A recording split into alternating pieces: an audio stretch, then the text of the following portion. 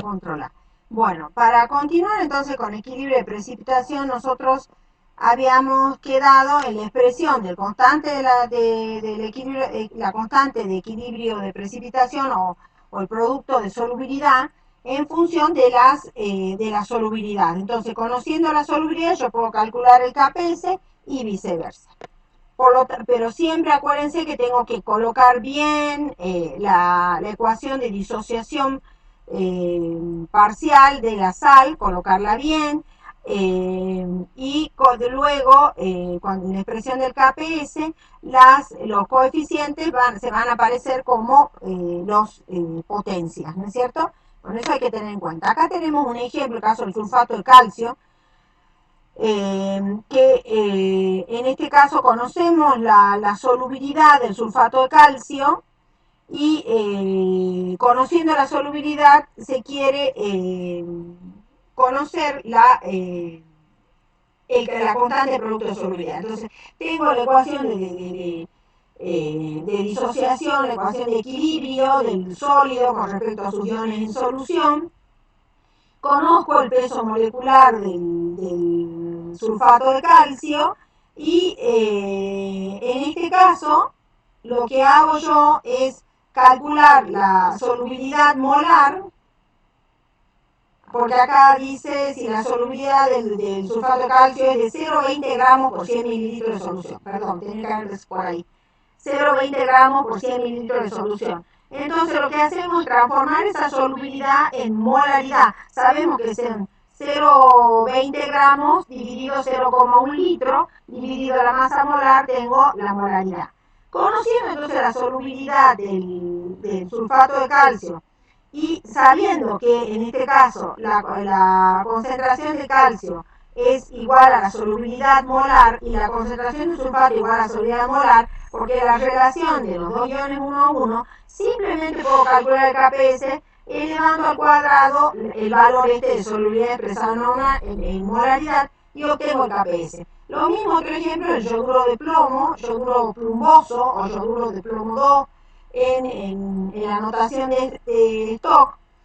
En este caso yo conozco el producto de solubilidad a 25 grados, que en general los valores que tenemos tabulados, y con ese valor y aplicando bien la expresión del KPS en función de la solubilidad, yo puedo calcular la solubilidad molar. Los dos cálculos se pueden hacer.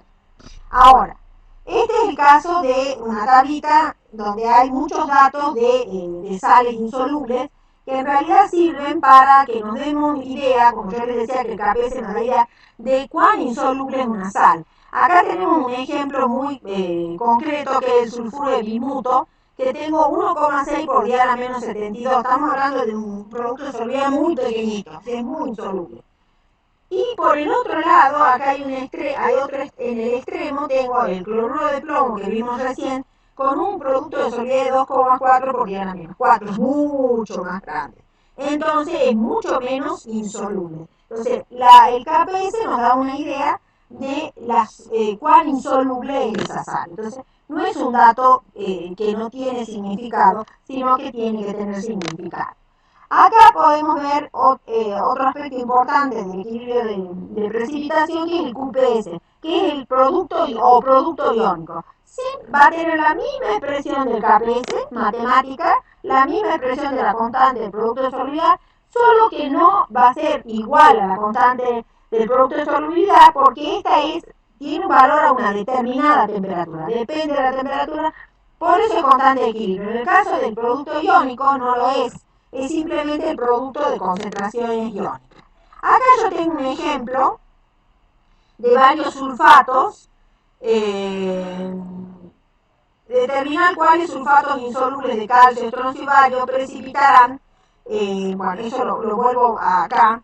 Cuando estas relaciones me faltó destacar, que son importantísimas, que cuando ese QPS es menor que el KPS, los iones van a permanecer en solución.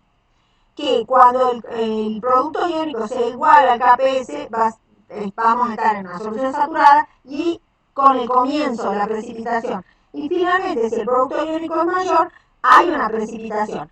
Acuérdense entonces, esto nos da una idea cuando trabajamos experimentalmente y estamos buscando reconocer un ion mediante la precipitación de una sal característica. Una forma de lograr que precipite es aumentar la concentración de los iones en solución, del anión o del catión, aumentar, agregar exceso. Eso es una práctica común en la parte experimental para lograr precipitar. Y eso es cuando el producto iónico que hacemos, logramos que supere el KPS. Entonces, que esa práctica experimental tenía relación con esta relación.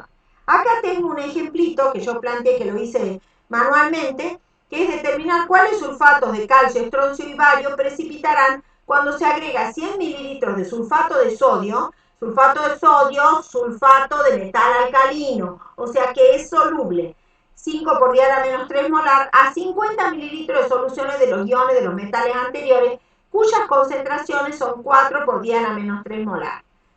Vamos a considerar que los 100 mililitros más los 50 son volúmenes aditivos. No hay ni contracción ni dilatación de volumen. Entonces, en este caso, tenemos que el sulfato de sodio, como sal de metal alcalino, como sulfato de metal alcalino es soluble, se disocia completamente. Entonces, la concentración de 5 por 10 a la menos 3 molar de sal la tenemos en sulfato. Entonces, luego, ¿qué es lo que hacemos nosotros? Planteamos los KPS, la expresión de los KPS de los tres sulfatos. Tenemos aquí el dato del KPS a 25 grados, ¿sí? Y lo que hacemos acá es calcular, corregir las concentraciones por dilución. El sulfato era 5 por 10 a la menos 3 molar, que lo vimos acá, y como son 100 mililitros de solución sobre un volumen total de 150, aplicando la formulita de dilución, que es bastante rápida, yo puedo obtener la concentración de sulfato en solución. Y también la concentración de los tres iones, que es igual, que es 4 por 10 a la menos 3 molar, están en 50 mililitros de solución sobre un total de 150. Entonces me da que es 1,33 por 10 a la menos 3. Ya tengo la concentración de los cationes en solución y del anión que agregué. Entonces, una vez que planteo eso, yo puedo comparar, digamos, el producto iónico, en este caso, el producto de la concentración de calcio por la concentración de sulfato, y verificar cuándo me acerco más a estos valores. Bien. Se los recomiendo que terminen ustedes los cálculos y calculen el producto iónico en cada uno de estos casos y lo comparen con el KPS que está tabulado. De la misma manera, acá tenemos otro ejemplo, mezclamos 15 mililitros de 0,024 molar de nitrato de plomo con 30 mililitros de disolución de 0,03 molar de cromato de potasio. La pregunta, ¿se formará precipitado de cromato de plomo? Aquí entonces, haciendo reaccionar el nitrato de plomo, que es la sal de plomo soluble, acuérdense que les dije que todos los nitratos de la tabla periódica son solubles, más cromato de potasio, que es una sal de metal alcalino, por lo tanto es soluble, acá al mezclarlas se forma cromato de plomo más nitrato de potasio. Para verificar, el cromato de plomo es una sal insoluble, pero para verificar si realmente se forma el precipitado, ¿qué hacemos? Calculamos las concentraciones al mezclar los volúmenes, las concentraciones, en este caso de plomo y de las concentraciones de nitrato de plomo, que es igual a la concentración de plomo 2 más, la concentración de cromato de potasio, que es igual a cromato, y vemos y hacemos el QPS, hacemos el producto de estos dos iones, calculamos el QPS y nos da 1,6 por 10 a la menos 4. El KPS que estaba indicado como dato en el problema es 2 por 10 a la menos 16. Acá el QPS nos da 1,6 por 10 a la menos 4, o sea que el QPS es mucho mayor que el KPS, ¿no? Presten atención, por favor, a la expresión esta de la notación científica. A la menos 16 es más chico que a la menos 4, ¿no? A veces he tenido sorpresa con algunas respuestas de los alumnos. Aquí es evidente que el QPS es mayor que el KPS y se va a formar el precipitado. Bien, vamos a lo que es el efecto ion común. Ustedes han estudiado el efecto ion común para el caso del equilibrio ácido-base. Bueno, los principios que estudiamos para equilibrio ácido-base van a servir. tanto para redox, equilibrio ácido-base, y también, ¿se acuerdan cuando analizamos los protones en la hemireacción de reducción del permanganato? Analizamos el principio de Le Chatelier. Hemos analizado el principio de Le Chatelier en los problemas cuando tenemos mezclas de ácidos. O sea que el mismo principio de equilibrio rige acá. Entonces, la presencia de una sal que contenga un ion común con las de la sustancia insoluble disminuye la solubilidad del mismo. Verifiquémoslo acá. Acá tenemos un sólido hipotético AMBN que está en equilibrio con sus iones, sus cationes y sus aniones, ¿no? Está hecha la disociación, tenemos la expresión de la constante de producto de solubilidad. Entonces dice, se añade un electrolito que contenga los iones AN- o BM+, ¿qué es lo que va a pasar? Va a aumentar el producto.